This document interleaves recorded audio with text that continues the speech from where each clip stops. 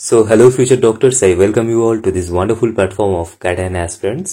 Hello everyone, 25th October মানে কাল West Bengal medical counselling committee West বেঙ্গলের medical এবং ডেন্টাল কলেজগুলোর জন্য রাউন্ড 3 অনওয়ার্ডস কাউন্সিলিংয়ের আরেকটা রিভাইজড কাউন্সিলিং শিডিউল পাবলিশ করেছে এবং আলটিমেটলি কাউন্সিলিংটা দুদিনের মতো ডিলে করে দিয়েছে। প্রত্যেকটা ইভেন্ট প্রায় দুদিনের মতো ডিলে হয়ে গেছে।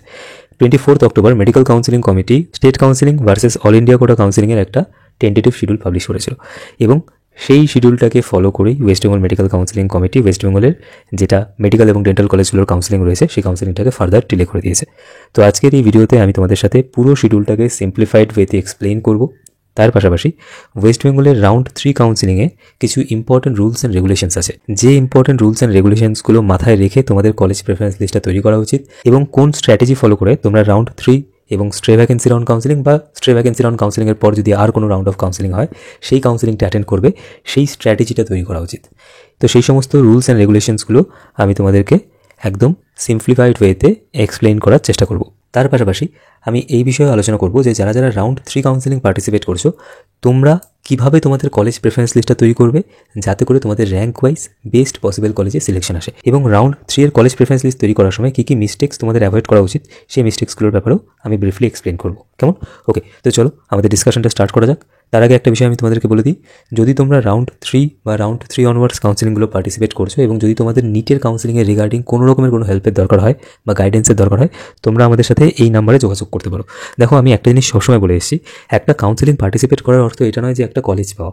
মেইন বিষয় যেটা সেটা হচ্ছে তোমার রিকোয়ারমেন্টস, ঠিক আছে, তোমার প্রেফারেন্সেস এবং তোমার র্যাঙ্ক, সেই অনুযায়ী বেস্ট পসিবল কলেজে সিলেকশন পাও। That is the main important thing. Otherwise তোমার র্যাঙ্ক যদি ভালো থাকে, তুমি যদি সবগুলো কলেজ ফিল করে দাও যেমন তেমন করে, তোমার কোনো না কোনো একটা কলেজে সিলেকশন হয়তো বা চলেই আসবে, ঠিক আছে। তো মেইন যে বিষয়টা সেটা হচ্ছে র্যাঙ্ক ওয়াইজ বেস্ট পসিবল কলেজে সিলেকশন পাওয়া। এবং এরপর স্ট্রে ভ্যাকেন্সি রাউন্ড কাউন্সিলিং আছে। তো স্ট্রে ভ্যাকেন্সি রাউন্ড কাউন্সিলিংয়েরও প্রত্যেকটা পসিবল অ্যাসপেক্ট বিচার বিবেচনা করে তারপর তোমাদের রাউন্ড 3 কাউন্সিলিং পার্টিসিপেশনের স্ট্র্যাটেজি তৈরি করা উচিত। ওকে, আমি একটু পরেই প্রত্যেকটা বিষয় তোমাদের সাথে আলোচনা করব। সো তোমরা ভিডিওটা লাস্ট অবধি দেখো, সব কিছু ভালোমতোভাবে বোঝা যাবে। তোমাদের যদি নিট ইউজি 2025-এর কাউন্সিলিং এবং অ্যাডমিশন রিলেটেড কোনো রকমের কোনো গাইডেন্সের দরকার হয় তোমরা আমাদের সাথে এই নাম্বারে যোগাযোগ করতে পারো। এখানে যে সার্ভিসেস বা গাইডেন্সেসগুলোর ব্যাপারে মেনশন করা আছে প্রত্যেকটা সার্ভিসেস অ্যান্ড গাইডেন্স তোমরা আমাদের থেকে টাইমলি পেয়ে যাবে। ওকে, আচ্ছা, এবং যদি দরকার পড়ে 1-to-1 একটা কাউন্সিলিং সেশনও আমরা ইন পার্সন মিট করে অ্যারেঞ্জ করার চেষ্টা করব। তো রাউন্ড 3 কাউন্সিলিংয়ের যে রিভাইজড শিডিউলটা WBMCC পাবলিশ করেছে সেই শিডিউল অনুযায়ী রেজিস্ট্রেশনের যে ডেটটা ছিল সেই ডেটটাকেও একটু এক্সটেন্ড করা হয়েছে। তো যে সমস্ত ক্যান্ডিডেটরা রাউন্ড 1 অথবা রাউন্ড 2 কাউন্সিলিংয়ে রেজিস্ট্রেশন করেনি তারা চাইলে এই যে এক্সটেন্ডেড টাইম পিরিয়ডটা WBMCC দিয়েছে সেই টাইম পিরিয়ডের মধ্যে রেজিস্ট্রেশন করতে পারে। রেজিস্ট্রেশন উইন্ডো ওপেন হয়েছে 24th অক্টোবর সকাল 11টার সময় এবং রেজিস্ট্রেশন উইন্ডো খোলা থাকবে 29th অক্টোবর সন্ধ্যে 6টা অবধি। এবং রেজিস্ট্রেশন করার পর রেজিস্ট্রেশন ফি পেমেন্ট করার জন্য WBMCC always extended time period দিয়ে থাকে। তো 29th অক্টোবর রাত্রি 11:59 মধ্যে রেজিস্ট্রেশন করে রেজিস্ট্রেশন ফি পে করে দিতে হবে। এবারে যে সমস্ত ক্যান্ডিডেটরা রাউন্ড 2 কাউন্সিলিংয়ে কোনো একটা কলেজে সিট অ্যালটমেন্ট পাওয়ার পর সেই অ্যালোটেড কলেজে বা সেই অ্যালোটেড কলেজের জন্য যে রিপোর্টিং সেন্টার ছিল সেখানে গিয়ে রিপোর্ট করেনি, মানে অ্যালোটেড কলেজে অ্যাডমিশন নেয়নি, সেই সমস্ত ক্যান্ডিডেটদের কিন্তু রাউন্ড 3 কাউন্সিলিংয়ে চয়েস ফিলিং করার জন্য আবার নতুন করে রেজিস্ট্রেশন ফি পে করতে হবে। তো যদি কোনো ক্যান্ডিডেট এরকম থাকে যে সমস্ত ক্যান্ডিডেট যে রাউন্ড 2 কাউন্সিলিংয়ে কলেজ অ্যালটমেন্ট পাওয়ার পরে অ্যালোটেড কলেজে গিয়ে অ্যাডমিশন নেয়নি সেই সমস্ত ক্যান্ডিডেটকে কিন্তু আবার নতুন করে 2000 টাকা বা 1500 টাকা রেজিস্ট্রেশন ফি পে করতে হবে। এবং এই যে টাইম পিরিয়ডটা রয়েছে এই টাইম পিরিয়ডের মধ্যে তোমাদের রেজিস্ট্রেশন ফিটা পে করে দিতে হবে। যদি তোমরা আগে পে করে থাকো, মানে আগের শিডিউল অনুযায়ী যদি তোমরা সেই টাইম পিরিয়ডের মধ্যে পে করে থাকো তাহলে নতুন করে পে করার দরকার নেই। বাট যদি পে না করে থাকো তাহলে কিন্তু এই টাইম পিরিয়ডের মধ্যে তোমাদেরকে রেজিস্ট্রেশন ফিটা পে করে দিতে হবে। ওকে, যে সমস্ত ক্যান্ডিডেটরা ফ্রেশ রেজিস্ট্রেশন করার পর রেজিস্ট্রেশন ফি পে করবে তাদের ফিজিক্যাল ডকুমেন্ট ভেরিফিকেশন অ্যাটেন্ড করতে হবে। তোমাদের ক্যান্ডিডেট প্রোফাইল লেটারে মেনশন করা ডেটে মেনশন করা ভেন্যুতে উপস্থিত হয়ে তোমাদের ফিজিক্যাল ডকুমেন্ট ভেরিফিকেশন অ্যাটেন্ড করতে হবে। এবং একটা বিষয় মাথায় রাখবে, ফিজিক্যাল ডকুমেন্ট ভেরিফিকেশন শুধুমাত্র তাদেরকেই অ্যাটেন্ড করতে হবে যারা রাউন্ড 3-তে ফ্রেশ রেজিস্ট্রেশন করছে এবং ফ্রেশ রেজিস্ট্রেশন করার পর ফি পেমেন্ট করবে, শুধুমাত্র তাদের। এবং ডকুমেন্ট ভেরিফিকেশনের জন্য যে টাইমটা দেওয়া রয়েছে সেটা হচ্ছে 25th October, 28th October, 29th October and 30th October. এই 4 দিনের মধ্যে যেদিন তাদেরকে ডকুমেন্ট ভেরিফিকেশনের জন্য ডাকবে সেই দিন নির্দিষ্ট ডকুমেন্ট ভেরিফিকেশন সেন্টারে সকাল 11টা থেকে দুপুর 4টের মধ্যে উপস্থিত হয়ে ক্যান্ডিডেটটিকে ডকুমেন্ট ভেরিফিকেশন করতে হবে।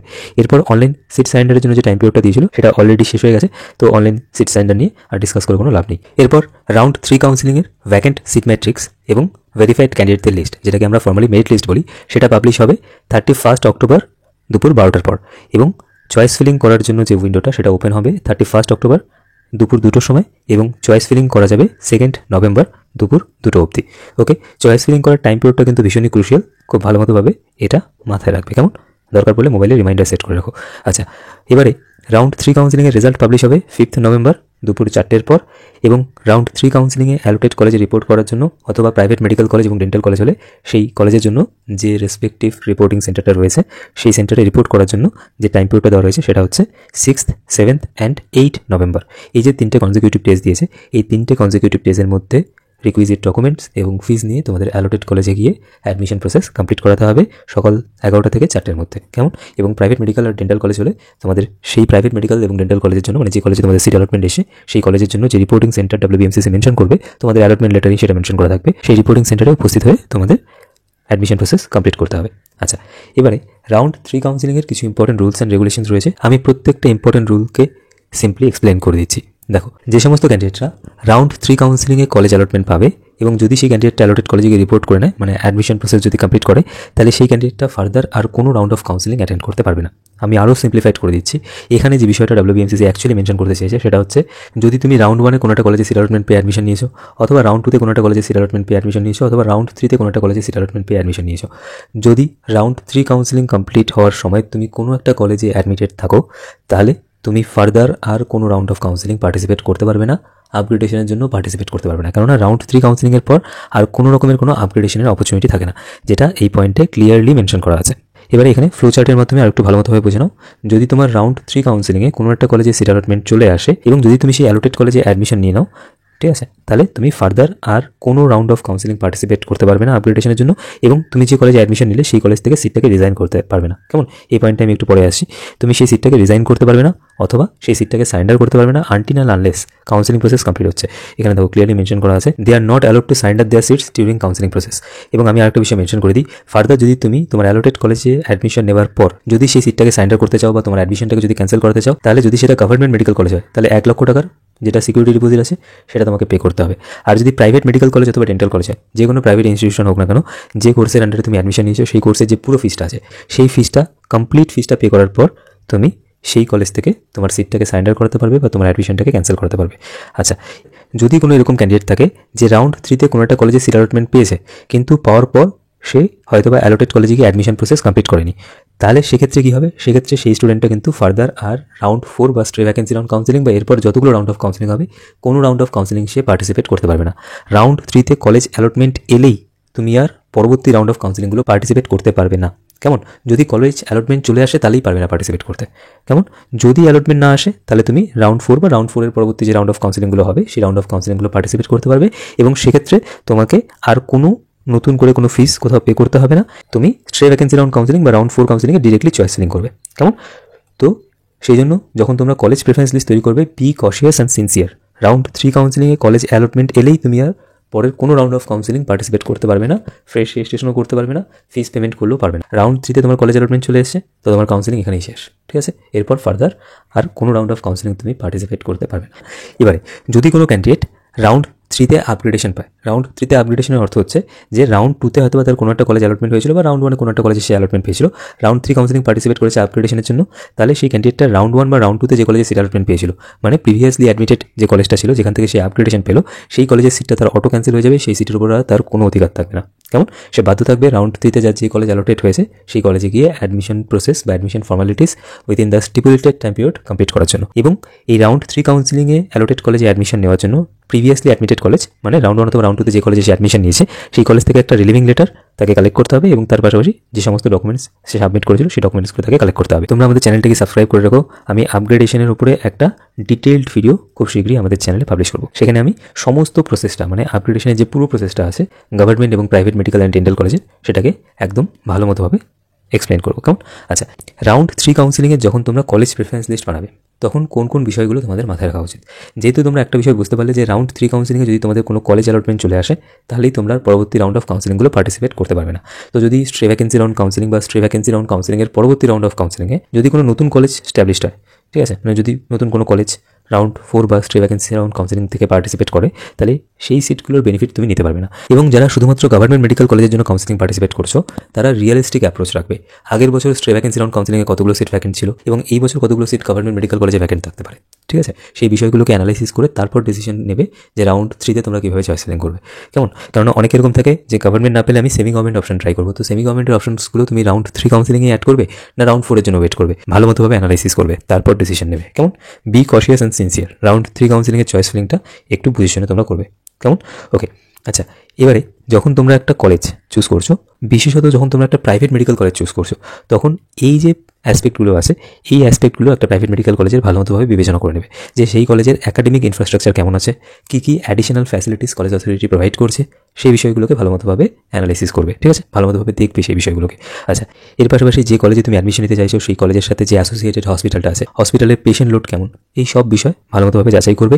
এবং সবথেকে যেটা গুরুত্বপূর্ণ বিষয় সেটা হচ্ছে সেই কলেজের ফি স্ট্রাকচার কী আছে, at the time of admission কত টাকা পে করতে হবে, আদার্স কী মিসেলেনিয়াস ফিস সেই কলেজে at the time of admission বা ডিউরিং দ্য কোর্স তোমাদেরকে পে করতে হবে, সেই বিষয়গুলোকেও ভালোমতোভাবে বিবেচনা করে নেবে। গভর্নমেন্ট মেডিকেল কলেজ হলে তো ফিস অনেকটাই কম, বাট প্রাইভেট মেডিকেল কলেজের ক্ষেত্রে যেহেতু ফিসটা স্লাইটলি হাই, তো সেই জন্যই তোমরা এই বিষয়টাকে অ্যানালাইসিস করে নেবে যে সেই কলেজের ফি স্ট্রাকচার কী আছে, পেমেন্ট মেথড কী আছে, ফি স্ট্রাকচারটা তোমাদের জন্য অ্যাফোর্ডেবল কিনা, কলেজ অথরিটি তোমাদেরকে লোন পেতে কতটা সাহায্য করবে, ঠিক আছে? যদি কেউ এডুকেশনাল লোন নিতে চাও তাহলে সেই বিষয়টাও ভালোমতোভাবে দেখে নেবে। তো যে সমস্ত স্টুডেন্টরা প্রাইভেট মেডিকেল কলেজ অথবা ডেন্টাল কলেজে অ্যাডমিশন নিচ্ছ, তোমরা এই দিকগুলো একটু কলেজটা বিবেচনা করো, কেমন? ফি স্ট্রাকচারটা সবথেকে ইম্পর্টেন্ট বিষয় প্রাইভেট মেডিকেল কলেজ এবং ডেন্টাল কলেজে অ্যাডমিশন নেওয়ার জন্য, কেমন? এবং তার পাশাপাশি গভর্নমেন্ট মেডিকেল কলেজে তো একটা বন্ড আছে, প্রাইভেট মেডিকেল কলেজের ক্ষেত্রে ব্যাংক গ্যারান্টির একটা বিষয় প্রাইভেট মেডিকেল কলেজগুলোর ফি স্ট্রাকচারের মধ্যে মেনশন করা আছে। তো সেই বিষয়টাও ভালোমতোভাবে যাচাই করে নেবে যে কলেজে অ্যাডমিশনের সময় ব্যাংক গ্যারান্টি তোমাদের দিতে হবে কিনা, উইদাউট ব্যাংক গ্যারান্টি অ্যাডমিশন সেই কলেজে পসিবল কিনা, এই বিষয়গুলো তোমরা ভালোমতোভাবে যাচাই করো। কেননা কলেজ অ্যালটমেন্ট আসার পর যদি ব্যাংক গ্যারান্টির জন্য সেই কলেজে অ্যাডমিশন নিতে না পারো, তাহলে কিন্তু তুমি রাউন্ড 4 কাউন্সিলিংয়ের জন্য আনএলিজিবল হয়ে যাবে, ঠিক আছে? তো রাউন্ড 3 কাউন্সিলিংয়ের এই ইম্পর্টেন্ট রুলটা সবাই মাথায় রাখবে। আচ্ছা, যদি তোমরা ব্যাংক গ্যারান্টি রিলেটেড কোনো রকমের কোনো সমস্যার সম্মুখীন হচ্ছে, মানে ব্যাংক গ্যারান্টি দিতে পারছো না, তোমরা আমাদের সাথে এই নাম্বারে যোগাযোগ করতে পারো। Whether it is management quota আর স্টেট কোটা, দুটো কোটার ক্ষেত্রে যদি তোমরা ব্যাংক গ্যারান্টি রিলেটেড ইস্যুর সম্মুখীন হচ্ছ, তাহলে তোমরা আমাদের সাথে যোগাযোগ করতে পারো। আমরা চেষ্টা করবো তোমাদের এই কেসটায় some sort of relief provide করার। মানে উইদাউট ব্যাংক গ্যারান্টি অ্যাডমিশনের ক্ষেত্রে কী প্রসেস ফলো করলে তোমরা উইদাউট ব্যাংক গ্যারান্টি অ্যাডমিশন নিতে পারবে, সেই বিষয়টা তোমাদেরকে এক্সপ্লেন করে দেবো।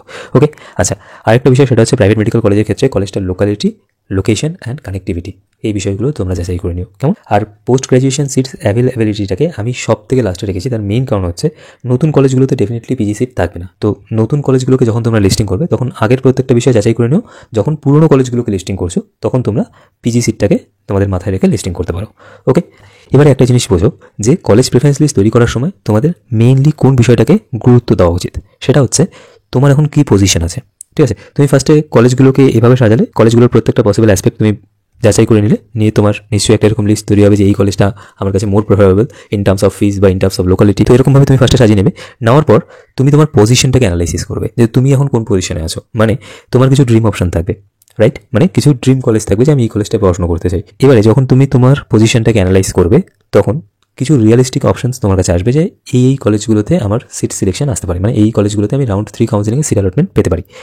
এর পরেও কিছু সেফ অপশনস তোমাদেরকে রাখতে হবে। দেখো, যে লিস্টটা তোমাদের কাছে থাকার সব থেকে বেশি জরুরি সেটা হচ্ছে 2024-এর round 1, round 2, round 3, round 4, round 5, round 6 যতগুলো রাউন্ড অফ কাউন্সিলিং হয়েছে, প্রত্যেকটা রাউন্ড অফ কাউন্সিলিংয়ের কলেজ ওয়াইজ প্রত্যেকটা কলেজের cut off data, category wise cut off data থাকলে আরও ভালো। আদারওয়াইজ অ্যাটলিস্ট তোমাদের ক্যাটাগরির জন্য প্রত্যেকটা কলেজের কাট অফ ডেটা তোমাদের কাছে থাকা উচিত প্রত্যেকটা রাউন্ড অফ কাউন্সিলিংয়ের। মানে আগের বছর 7টা কি 8টা রাউন্ড অফ কাউন্সিলিং হয়েছে, প্রত্যেকটা রাউন্ড অফ কাউন্সিলিংয়ের কলেজ ওয়াইজ কাট অফ ডেটাটা তোমাদের কাছে থাকা দরকার। এর পাশাপাশি 2025-এর রাউন্ড 1 অ্যান্ড রাউন্ড 2-এর কলেজ ওয়াইজ প্রত্যেকটা কলেজের কাট অফ ডেটা তোমাদের কাছে থাকা দরকার। এবং সেই কাট অফ ডেটাগুলো দেখে তোমরা ট্রেন্ডটা বুঝতে পারবে অ্যান্ড সেই ট্রেন্ডটার উপরে ডিপেন্ড করে তোমরা তোমাদের রিয়েলিস্টিক অপশনসগুলোকে বাছাই করতে পারবে যে এই একটা বা দুটো কলেজে আমার সিলেকশন আসার হাই চান্সেস রয়েছে। তো আমার যেমন হয় তাতে করে তোমাদের উচিত তোমাদের যে ড্রিম অপশনসগুলো রয়েছে, মানে যে কলেজগুলো তোমাদের কাছে হাইলি প্রেফারেবল, সেই কলেজগুলোকে তোমরা তোমাদের কলেজ প্রেফারেন্স লিস্টে উপরের দিকে রাখবে। ওয়েদার সেই কলেজে সিট ভ্যাকেন্ট থাকুক অথবা না থাকুক।